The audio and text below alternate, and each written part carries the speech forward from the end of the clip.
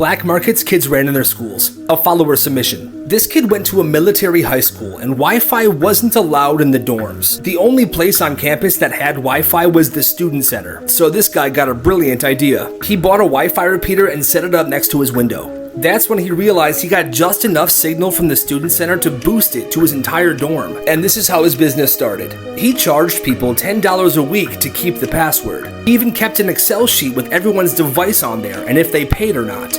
Payment was due every Thursday because that was the day they would get their allowance from their parents. And if they didn't pay by Friday, he would blacklist their devices and any other unknown ones that popped up on there. At one point, he was making $200 a week, and he was never caught. What my old carnival job taught me about carnivals, part 3. Don't get me frickin' started on the pick a duck game. Y'all know this, right? You pick up a duck, you flip it over, and it'll tell you if you want a small, medium, or large prize. Well, where I worked, every single one of the ducks was a small prize duck. We didn't put any large prize ducks in there, but they would give us a large prize duck to put in our pocket, just in case someone asked us, do you guys even have any large prize ducks in here? Then we'd be all sneaky. As we're flipping them over, we'd toss the duck in there, and be like, yeah, see, there's one right here.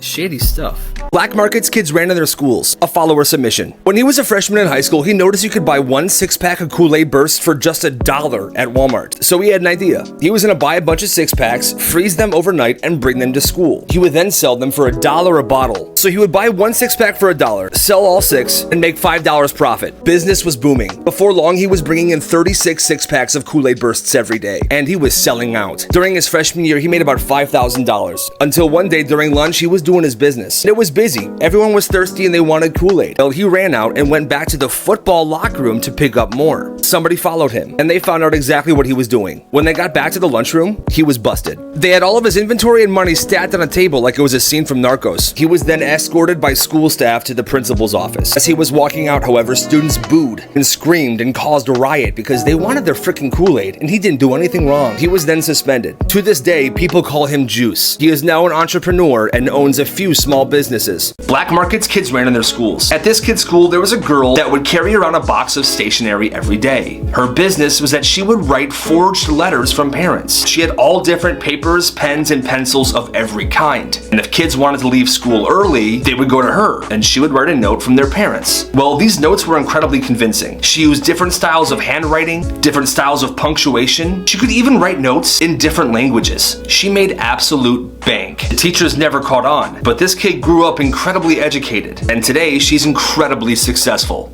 Most dangerous toys of all time, part 29.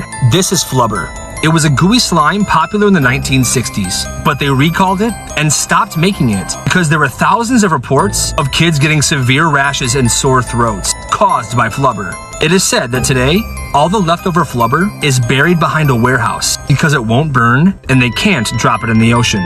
Awesome ways kids cheated on a test. In high school, this kid was in band. Well, he had a test later in the day that he didn't study for at all. Well, he managed to get a copy of that test from another student who had that same class earlier in the day. So he got a copy of that test. That test was entirely multiple choice. During band class, he Googled all of the answers. And on a piece of empty sheet music, he wrote those answers as notes.